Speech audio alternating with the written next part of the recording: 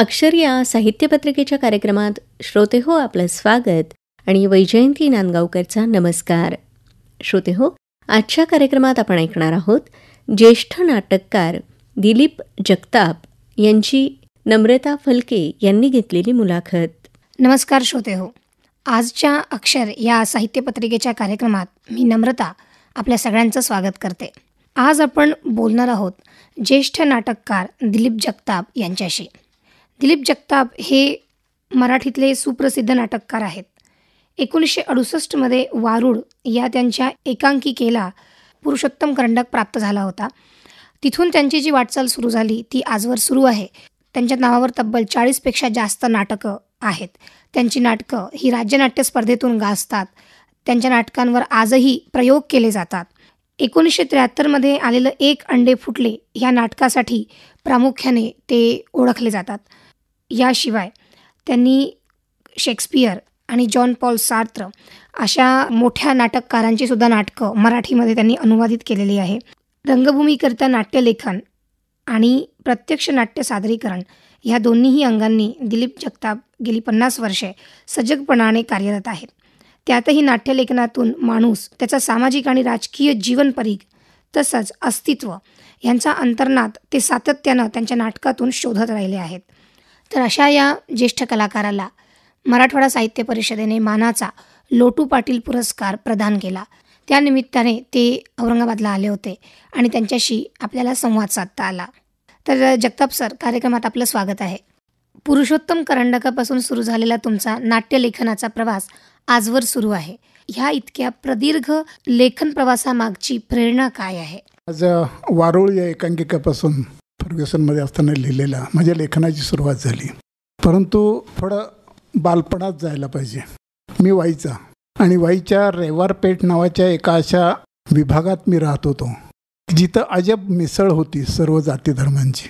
आणि मला माणसांमध्ये विलक्षण कुतूहल आणि लोभ निर्माण झाला. दुसरी अत्यंत महत्त्वाची की जी फारशी महत्त्वाची वाटेल का नाही मला माहीत नाही, परंतु माझी शाळा रेवार पेठेतली जी 11 नंबरची शाळा होती, ही 11 नंबरच्या शाळेच्या माझ्या वर्गाच्या खिडकीतून समोर स्मशानभूमी होती. त्यामुळे त्या कोवळ्या वयात 5 किंवा 6 वर्षापासून मी रोज त्या खिडकीतून प्रेत जळताना पाहत होतो. आणि तेव्हापासून मरण या विषयावर माझं अगदी त्या लहानपणी काय बालमन म्हणतात त्याचं, ती मरणाची भीती नव्हती पण मरणाची एक जाणीव मात्र सतत होती. आणि मी स्वतःशी असा विचार करायचो की आपण जर मरणारच आहोत तर आपण जगतो कशाला? आपल्या आधी लाखो पिढ्या होऊन गेल्यात ज्या वेळेला आपण नव्हतो. आपल्यानंतरही लाखो पिढ्या हे जग राहणार आहे, त्यात आपण नसणार आहे. मग हे जे आपण आत्ता जगतोय त्याला क्षणभंगूर म्हणूया, माया म्हणूया, काही म्हणूया, हे आपण का जगायचं? आणि त्यातून मग निरनिराळे प्रश्न त्या वयाचं माझ्या मनात निर्माण होत होते. मरणाचा हा विचार करताना अस्तित्वाविषयी प्रश्न माझ्या मनात निर्माण झाले. मला जड किंवा फारसं हे व्हायचं नाही, परंतु मला एक गोष्ट जाणवली जी जिवंत वाटली, ती म्हणजे माणूस. माणूस म्हणजे एकटा माणूस नव्हे, मी म्हणजे देह नव्हे, माणूस म्हणजे माणसांची नाती, माणसांचे संबंध. त्यामुळे सर्व प्रकारचे माणसं मला त्यांच्याशी कुतूहल वाटायचं. आणि माणूस म्हटल्यानंतर तो नायजेरियाचा आहे का, थायलंडचा आहे का, अमेरिकेचा आहे का, हे न करता माणूस हे काय म्हणतात त्याला वैश्विक सत्य मला जाणवलं. त्यामुळं धर्म, जाती, प्रांत यातला अडकलेला नसलेला माझ्यासारखा माणूस अस्तित्वाचा शोध घ्यायला लागला. आणि म्हणून मी म्हटलं की नाटक हा माझा पैसे मिळवण्याचा, प्रसिद्धी मिळवण्याचा छंद, हौस वगैरे नसून ती माझी आध्यात्मिक गरज आहे. आध्यात्मिक गरज म्हणताना अस्तित्वाचा शोध, मी म्हणजे कोण हे तर आहेच, पण ही शोध घेण्याची प्रक्रिया म्हणजे फार गंभीरपणे न होता मी त्या आयुष्याकडे अत्यंत विनोदी पद्धतीनं पाहायला लागलो. माझ्या सुदैवाने ज्या वाईमध्ये मी राहत होतो तिथं लक्ष्मण शास्त्री जोशी नावाचे एक महामानव राहत होते, तर्कतीर्थ लक्ष्मण शास्त्री जोशी, जे माझ्या वडिलांचे अतिशय जवळचे मित्र होते. त्याच काळात किसनवीर नावाचे एक स्वातंत्र्य सेनानी होते की ज्यांनी प्रतिसरकार सातारा जिल्ह्यात स्थापन केलं. अशा नामांकित आणि मोठ्या परंपरा लोकांच्या मांडीवर खेळण्याचं भाग्य मला लाभलं. एका बाजूने मी चांदोबा वाचत होतो, तर दुसऱ्या बाजूने शास्त्रीबाबांचा नवभारतचा अंक वाचत होतो आणि ते बालवयाचं होतं. वाईतेने माझं बालपण आणि त्यावेळेला पडणारे हे प्रश्न आणि माणसांविषयी निर्माण झालेलं कुतूहल, यातून मी व्यक्तिवादी न होता समूहवादी झालो. मी गमतीने नेहमी म्हणतो की मला माणसांचा समूह आवडतो आणि त्यात मिसळून जायला आवडतं. आणि माझे नाटक लिहिण्याची प्रेरणा ही त्यातून निर्माण झाली, कारण नाटकामध्ये माणसं गोळा होतात.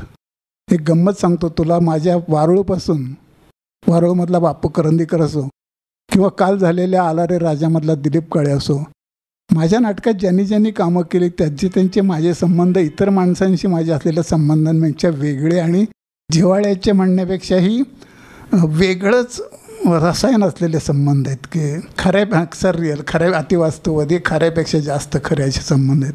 आणि ती माझी जीवाभावाची माणसं आलीत, कारण त्यांनी मी निर्माण केलेल्या प्रतिसृष्टीचे ते भाग होते. त्या माणसांचा हा जो समूह, माणसांमधले वैविध्य, माणसांमधली नाती, माणसांचं मानसशास्त्र हे समजून घेताना मी नेहमी गमतीने म्हणतो की म्हणून मी कवी झालो नाही, मी नाटककार झालो. मी आराम खुर्चीवरला विचारवंत झालो नाही, तर मी कार्यकर्ता झालो. आणि मी उत्तम क्रिकेट खेळतो, बॅडमिंटन खेळलो नाही. या समूहाच्या ओढीमुळेच मी नाटकाकडे वळलो. तुमचा हा नाटकाचा प्रवास तुम्हाला पुढं पुण्याला घेऊन आला, तर त्याबद्दल काय सांगाल? 1963च्या सुमाराला मी माझं वाई गाव सोडून शिक्षणासाठी पुण्याला आलो, फर्ग्युसनला. या वातावरणात तिथं आलो आणि एक स्वाभाविक न्यूनगंडानंच मी तिथं आलो होतो. परंतु सुदैवानं 1962 साली पुरुषोत्तम करंडक नावाची एक स्पर्धा सुरू झाली. आजही मानाची समजली होते. आणि आम्ही त्यावेळचे म्हणजे 1960 साली यशवंतरावजी चव्हाणांच्या नेतृत्वाखाली नवा महाराष्ट्र निर्माण होत होता. स्वातंत्र्य म्हणून 10-15 वर्ष झाली होती. आम्ही 10-15 वर्षाची मुलं होतो. आणि स्वातंत्र्यानंतर जन्माला आल्यामुळं आम्हाला एक स्वातंत्र्याचं वारं पेल्यामुळं काहीतरी वेगळं आणि चांगलं करायचं, कोणाची नक्कल करायची नाही, असे संस्कार आमच्यावर होते. आणि त्यातून ही स्पर्धा सुरू झाली. त्यावेळची गंमत अशी की त्यावेळेला विविध कॉलेजमधून, त्यावेळेला ते एकतर नाटक हे करिअरसाठी करायचं नव्हतं, नाटक हे आयुष्याचं आकलन समजावून घेऊन ते मांडण्यासाठीचं एक एक्सप्रेशन होतं. त्यामुळंच त्यावेळेला मेडिकल कॉलेजला जब्बार पटेल होता, मोहन आगाशे होते, SP कॉलेजला रोहिणी हट्टंगडी होती, MS कॉलेजला विक्रम गोखले होते, फर्ग्युसनला सतीश आळेकर होतं, मी होतो, सुहास जोशी होती. अशी आज जी आपण नावारूपाला आलेली मंडळी म्हणतो, ती मंडळी त्या वयात, त्यांच्यात अत्यंत तरुण वयात नवीन नवीन नाटकं करणं, नवीन नवीन प्रयोग करण्यासाठी धडपडत होती. आणि तोच काळ. आणि मी वारुळ नावाचं नाटक लिहिलं. वारुळ विद्यार्थ्याचं पहिलं पारितोषिक मला मिळालं 1967चं. 68चा सतीश आळेकरला आहे. तर त्यामुळं मला एक लक्षात आलं की अरे हम भी कुछ है, आपल्याला लिहिता येतं आणि काकणभरही कमी नाही, असा एक विलक्षण आत्मविश्वास मला मिळाला. आणि त्याच पद्धतीची कला निर्मिती आम्ही सुरू केली. सर, प्रत्येक कलाकार त्याच्या अभिव्यक्तीसाठी कुठली ना कुठली कला निवडत असतो. पण ती कला त्याने आधी कुठेतरी पाहिलेली असते, त्याला ती आवडलेली असते आणि त्याचा कुठे ना कुठे त्याच्या सबकॉन्शियसमध्ये त्याचा परिणाम झालेला असतो, त्याचा प्रभाव पडलेला असतो. तुमच्या बाबतीमध्ये सुद्धा असं काही झालं आहे का? म्हणजे नाटक तुम्ही करण्याआधी नाटक कुठेतरी पाहिलं असेल किंवा आपली जी परंपरा आहे, तमाशा आहे, भारुड आहे, त्याचा कुठेतरी प्रभाव मी नाटकच करणार ह्या विचाराच्या मागे आहे का? अगदी अगदी. एक तर त्यात मुळात मी लहानपणी जे खेळायचो, मी अगदी 7-8 वर्षाचं असल्यापासून, त्यावेळेला माझं केंजळ नावाचं वाईजवळचं खेडेगाव आहे किंवा वाई, ते सुट्टीत किंवा ह्याच्यात मी मुलं गोळा करून आम्ही नाटक खेळायचो. आम्ही कोणाचं लिहिलेलं वगैरे नाही, आम्हीच काहीतरी करायचो आणि आम्हीच नाटकातल्या निवडणुका घ्यायचो, नाटकातले मतदान करायचो, नाटकातले पक्ष स्थापन करायचं. म्हणजे हे मला आज इतकं गमतीदार वाटते की कसं काय व्हायचं. त्यामुळे समूहात खेळणं जे तुला म्हणलं, नाटकात खेळ आणि समूहात, पण त्याचा फक्त नंतर एवढाच फरक पडला की हा खेळ आयुष्याचं आकलन करून घेण्यासाठी, आपल्या पुढे प्रश्न सोडण्यासाठी आम्ही वापरायला लागलो. एक अंड फुटले माझं पहिलं नाटक. त्यामुळे त्यापूर्वीचं मी म्हटल्याप्रमाणे त्याची प्रेरणा एकच होती की अस्तित्वाचा शोध. मी खेड्यातला, त्यामुळं आम्हाला कधीही जी रंगभूमी म्हणतात, तिकीट बारीवरची रंगभूमी, याचा कुठलाही कधी प्रयोग पाहिला नाही. माझ्यावर मूलतः संस्कार झाले ते आमच्या खेडोगावी जत्रांमध्ये होणाऱ्या तमाशाचे. आणि मी ज्या वेळेला तमाशे पाहिले त्यावेळेला कासूवारू वाईचे असेल, यमुनाबाई वाईकर असतील, यांच्यावरचे संस्कार माझ्या अत्यंत महत्त्वाचे झाले. त्यामुळे माझ्या सगळ्या बहुतेक नाटकामध्ये तुला सोंगाड्या आढळेल. त्या वयात केव्हा एकदा तमाशा सुरू होतो, 8:30-9ला आम्ही ते आईसफ्रूटच्या कांड्या घेऊन तमाशाला बसायचो आणि 1:30-2 वाजेपर्यंत तहान भूक विसरून आम्ही मुलं ते तमाशा पाहत असू. आणि त्या तमाशावाल्यांना स्क्रिप्ट नसायचं, समोरच्या प्रेक्षकाची मूड बघून ते त्यांच्या ह्याच्यात फेर करायचे. अरे आता ह्यांना गाणं हवं आहे बरं का, मग ते गाणं म्हणून दाखवायचे, मग त्यांना हसवायचे बरं का. तर असं ते सकाळी 7-8 वाजल्यापासून दुपारी 4पर्यंत लोकांना खेळवून ठेवणं, ही जी जबरदस्त ताकद मेक बिलीव्हची तमाशात आहे, तिचा माझ्यावर फार मोठा परिणाम झाला. आणि म्हणून त्यानंतरची मी जी काही नाटकं पाश्चात्य रंगभूमीवरची भाषांतरित केली, ती सुद्धा तुझ्या लक्षात येईल की ती सुद्धा दिवाणी खाणी ह्याचा बडेजाव नसलेली अशीच मूळ मेक बिलीव्हचा विभाग असलेली नाटकं मी केली. सर, एक अंड फुटलं हे आपलं गाजलेलं नाटक, ह्या नाटकाबद्दल थोडं सांगा ना. एक अंड फुटल्याच्या अगोदर माझी काही वर्ष मी विश्वकोशात नोकरी केली, 2 वर्ष प्राध्यापक होण्यापूर्वी. आणि माझ्या सुदैवानं त्या दिके बेडेकर असतील, सदाशिव आठवले असतील, मेपू रेगे असतील, राघव जाधव असतील, यांनी विश्वकोशाचं ग्रंथालय म्हणजे अद्भुत खजिना निर्माण करून ठेवला होता. तेव्हा मी अफाट वाचन केलं. म्हणजे सगळ्यात मी मगाशी म्हटलं, पण आयुष्याचा शोध घेताना केवळ नाटकच नव्हे तर मी वाचन खूप केलं होतं. मला शोध होता तो त्याचा होता. त्यामुळे गौतम बुद्ध, त्यातल्या त्या जैन बुद्धिझम, त्यानंतर योगी अरविंद असोत, सार्त्र असो, अस्तित्ववादाची सगळे जे आहेत काम्यू वगैरे, ते सगळे वाचून काढले. ॲब्सोल्यूट ड्रामॅटिस्ट जे आहेत, मग ते बेकेट असो, यानेस्को असेल, झने असेल, दारियोफो असेल, हे नाटककार वाचले आणि प्रचंड वाचन केलं. दुर्दैवानं गेल्या 15-20 वर्षात नवीन सोशल मीडियामुळं वाचन हा प्रकार संपलेला आहे आणि हे माझ्या अतिशय चिंतेची बाब आहे. आणि त्यामुळंच हल्लीची तरुण पोरं अतिशय नको त्या विचारांकडे झुकत आहे. त्याचं कारण हाच वाचनाचा जो आपल्याकडे आता. तर मुख्य मुद्दा म्हणजे खूप वाचलं आणि त्यामुळे वेगवेगळ्या अटा खूप कळाल्या. त्या कुणाचंही अनुकरण न करता परत तमाशाच्या पार्श्वभूमीवरचं, म्हणजे एक चोरांची टोळी, दरोडेखोरांची, एका गावातून एक गाठोडं चोरतं आणि ते गाठोडं असतं तमाशातल्या वागातल्या कलावंतांचं. आणि ते गाठोडं सोडल्यानंतर ते कुणी राजा होतो, कोणी प्रधान होतो, कोणी कोतवाल होतो. एक अंड फुटल्याची स्टोरी सांगते. आणि त्यानंतर त्या नाटकातल्या राजाला आपण खरंच राजा आहोत असं वाटायला लागतं आणि तो राजा पण गाजवायला लागतो. त्यामुळे बाकीचे अस्वस्थ होतं आणि ते जे त्यांचं ते हे असतं घडत जातं, त्यातून एक अंड फुटलं घडतं. एक अंड फुटलंचं आणखीन एक इथं सांगायचं म्हणजे हे माझं पहिलं नाटक. परत काय म्हणतात ना, योग कसे असतात. त्याच वर्षी 1973 साली माझं नाटक लिहून झालं आणि 2-3 दिवसांनी मला सत्यदेव दुबेंचा फोन आला. त्यांनी तो माझा नंबर कुठून मिळवला, काय झालं, कोणी सांगितलं काय माहीत नाही, पण त्यावेळेला सत्यदेव दुबेने आपली पहिली नाटकं लिहिणाऱ्या नाटककारांचा वर्कशॉप पुण्याच्या फिल्म इन्स्टिट्यूटमध्ये घेतला होता.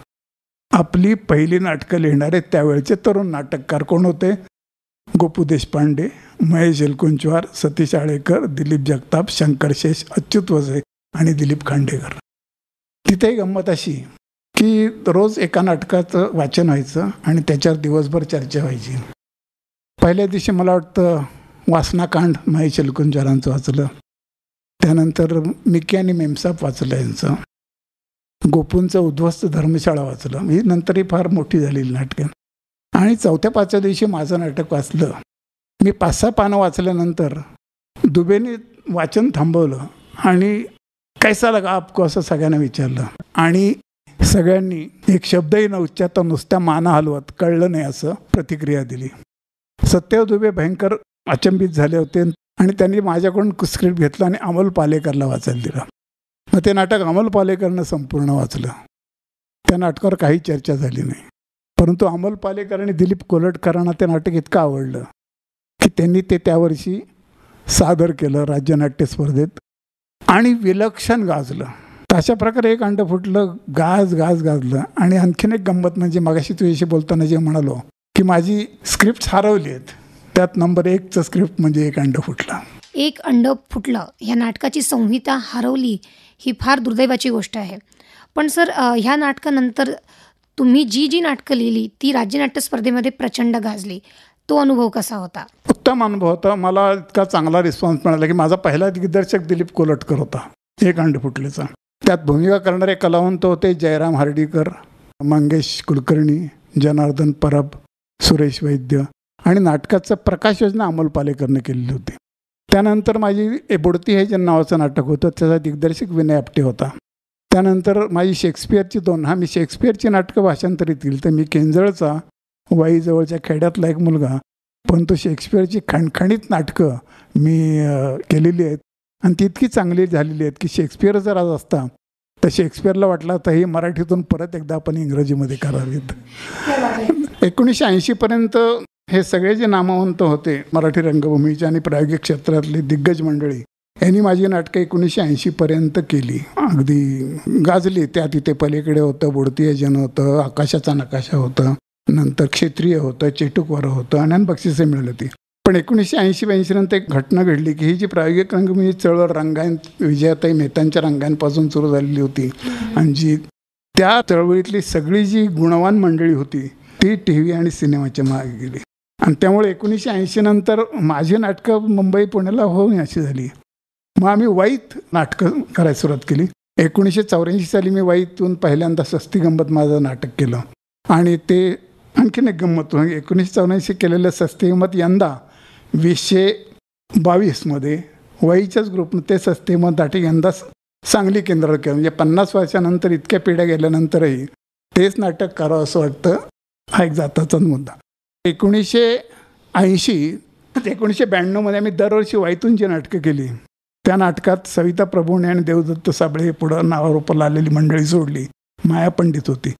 तर आमची भौतिक सगळे मंडळी हे बँडवाले होते, भाजी विक्रेते होते, गवंडी होते, गारोडी होते, बेकार तरुण होते आणि हे यांनी गेली 10 वर्ष सातत्याने आम्ही नाटकं केली. ती नाटकं प्रायोगिक होती आणि त्यांना नाट्यशास्त्राचा अभ्यास नाही. तर एक तर आमची कांता जावलीकर म्हणून जी कलावंत होती तिला वाचता येत नव्हतं, तर आम्ही तिला वाचून दाखवायचं आणि मग तिने पाठ करायचं. अशा मंडळींकडून आम्ही उत्तम प्रयोग केले. ग्रासरूट आणि ग्रामीण राहत अगदी आणि ही सगळी मंडळी यांचा नाटकाशी शिक्षणाशी संबंध नव्हता. त्याचबरोबर गावातले वकील डॉक्टरचंही काम करत होते. असं आम्ही त्यावेळेला केलं. सर, तुम्ही आता सांगितलं की शेक्सपियरची नाटकं तुम्ही उत्तमपणे मराठीत अनुवादित केली. आणखी कोणकोणत्या नाटककारांची, पाश्चात्य नाटककारांची नाटकं तुम्ही मराठीत आणली आणि ती का आणली? ज्या नाटकातून मला मी व्यक्त होतं असं वाटत होतं अशी नाटकं, म्हणजे शेक्सपियरची मी गेली तसं 3-4 नाटकं पॉलिटिकल होती. शेक्सपियर म्हणजे घे नाटक आणि कर असं नव्हतं. तर त्यातला जो जर्म किंवा आत्मा आहे तो जो माझा वाटला ते मी केली. मी सार्त्र केला, नंतर नायजेरियन नाटककार ओले शोयंकाची केली, दारियो फोची केली, बेकेटची केली आणि जॉन झेनेची केली. आणि गंमत सांगतो तुला, हे नाटक करताना मला काही माहीत नव्हतं, पण ही नाटकं मी केल्यानंतर मला लक्षात आलं की हे सगळे नोबेल प्राईज विनर्स आहेत. म्हणजे माझं कुठंतरी जी नाळ जुळती आहे ती त्यांच्याशी जुळती आहे आणि ह्याचंही मला फार छान वाटलं. पाश्चात्य नाटककारांची नाटकं अनुवादित केली, ती मुख्यत्वे अस्तित्वाचा शोध घेताना दिसते. याशिवाय तुमच्या नाटकामध्ये एक ॲब्सर्डिटी, एक सरियलिझमसुद्धा झळकतो असं समीक्षकांचं म्हणणं आहे. ठीक आहे, मला सांगू तुला, मला टाईप्स आणि लेबल्स आवडत नाहीत, पण ते करताना माझ्या डोक्यात तसं काही नव्हतं. त्याचप्रमाणे माझ्या नाटकात तमाशात सस्ती गंमतसारखं नाटक असो किंवा पक्षपात असो, म्हणजे लिहिताना म्हणून माझं प्रत्येक नाटक वेगळं झालं. याचं कारण की मी नव्याचा शोध घेत राहिल्यामुळं प्रत्येक मी नवीन माझं एक नाटक दुसऱ्या नाटकासारखं नाही आहे.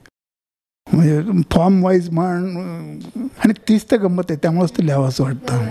सर, तुमची नाटकं ही सामाजिक आशयाची आहे, पण त्या नाटकामध्ये बंडखोरी नाही. म्हणजे तुम्हाला जे अपेक्षित आहे किंवा तुमचा जो विद्रोह आहे तो लाईट आहे किंवा एक अंडर करंट तुमच्या नाटकातून दिसतो परिवर्तनाचा. मला एक म्हणायचं आहे की माझा विद्रोह जास्त सटल आहे, तो अक्रस्थाळी बंडखोरी नाही आहे आणि हे बदलायचं आहे. आणि मी मगाशी म्हटलं पण मला नाही उत्तर देत आहेत, परंतु मी प्रश्नाची उकल करताना दिशा मात्र नक्की दाखवून देण्याचा प्रयत्न केलेला आहे की हे असं झालं पाहिजे, असं केलं तर. आणि त्यातून मग प्रत्येक प्रेक्षकाच्या मनात त्याचे वेगवेगळे प्रश्न निर्माण करणं हे मी माझ्या कलाकृतीचं यश मानतो. सर, महाराष्ट्र ही नाटकांची भूमी आहे. आजही इथे तरुण पिढी नाटक करते, तिकडे वळते. नवीन संहिता लिहिल्या जातात. तर आजच्या नाटकांकडे तुम्ही कसं पाहता आणि आजच्या नाटक लेखन प्रकाराकडे सुद्धा कसं पाहता? याचा तर मी माझ्यापुरताच विचार करतो आणि मीच लिहितो. आणि मी समीक्षक किंवा अभ्यासक मुळीच नसल्यामुळं आणि फारसं पाहायला, पण मी एक मात्र जाता तर तुला सांगतो की अनेक ठिकाणी महाराष्ट्रात मी मुद्दाम परीक्षक म्हणून जातो. त्यावेळेला मला असं दिसतं की पुणे मुंबईच्या बाहेर जे छोटे छोटे ग्रुप्स आहेत, एकांकिका करतात, नाटकं करतात, यांना काहीतरी नवीन आणि चांगलं करायची इच्छा आहे. परंतु आपल्याकडे नव्यानं आणि चांगलं लिहिणाऱ्या काही अपवाद असतील तर मला लिहिण्याच्या बाबतीत, नाटकात लिहिण्याच्या बाबतीत फारसं कुणी असं आणि माझी पिढी पण लिहित नाही याचंही मला हे आहे, लिहित नाही. त्यामुळं ते एक दारिद्र्य आहे. सर, आम्ही असं ऐकलं आहे की तुम्ही जवळपास 35च्या वर नाटकं लिहिली आहे, पण त्यातल्या बऱ्याच संहिता ह्या गहाळ झालेल्या आहेत. एक अंड फुटले ह्या स्क्रिप्टबद्दल तर मगाशीच तुम्ही सांगितलं. तर हे सगळं काय प्रकरण आहे ते जर आम्हाला सांगा. मी मगाशी म्हटल्याप्रमाणे मी जेव्हा नाटकं लिहायला सुरुवात केली ती मी माझ्याच म्हणजे मला एक ते आयुष्याचं आकलनासाठी छान हे वाटलं आणि तो समूहाचा प्रकार असल्यामुळे ते नाटक करणं तालमी आहे. तेव्हा त्यासाठी मी लिहिली. तेव्हा मी नाटककार होण्यासाठी काही केलेलं नाही किंवा कधीही माझ्या आयुष्यात मी माझं नाटक घेऊन अमुकला तुम्ही करा म्हणून करायला सांगितलं नाही. त्यामुळे पहिली 73 ते जवळजवळ 80-90 पर्यंत आपण काही फार महत्त्वाचं लिहितोय असा माझा समज नव्हता. आणि हे नम्रता नाही, हे खरंच आहे की काय लिहिलंय आपण, लिहितोय. त्यामुळे हरवल्याचं मला दुःख झालं नाही. पण नंतर मला जेव्हा कळायला लागलं की आपण फार चांगलं लिहिलेलं होतं, आपण फार चांगलं लिहितो, मला लेकरू गेल्याची दुःख होतं. आणि त्या काळात दुसरी गोष्ट टेक्निकल असं की झेरॉक्स वगैरे काही नसल्यामुळं एकदा स्क्रिप्ट दिलं आणि परत अहो सर तुम्हाला मी परत दिलं म्हटलं की विषय संपत होता. त्यातली काही नाटकं सुदैवानं फमू शिंदे जेव्हा सेन्सॉर बोर्डाचे सदस्य झाले त्यावेळेला त्यांनी जाणीवपूर्वक प्रयत्न करून माझी बरीचशी नाटकं सेन्सॉर बोर्डाच्या त्या तळघरातून मिळवून मला परत दिली. त्यामुळे बरीच नाटकं माझी वाचली. सर, तुम्ही इतकी नाटकं लिहिली तर तुम्ही आता वयाच्या ह्या टप्प्यावर समाधानी आहात का? मी म्हटल्याप्रमाणे माझ्या नाटकात उत्तरं नसतात आणि प्रश्न निर्माण होतात आणि त्यातून मला आयुष्य शोधण्याचा मी प्रयत्न करत असतो. अजूनही मला तो शोध पूर्ण झाला असं वाटत नाही. त्यामुळे माझं लिहिणं थांबणार नाही आहे. परंतु सांगायचंच झालं तर मला 1-0 बाजीराव चित्र खानोलकरांचं त्यासारखं एखादं नाटक जर लिहिता आलं तर ते लिहून झाल्यानंतर मी लेखन थांबवेन. आणि त्यानंतर माझी अशी एक इच्छा आहे की मला एक आत्मचरित्र लिहायचं आहे.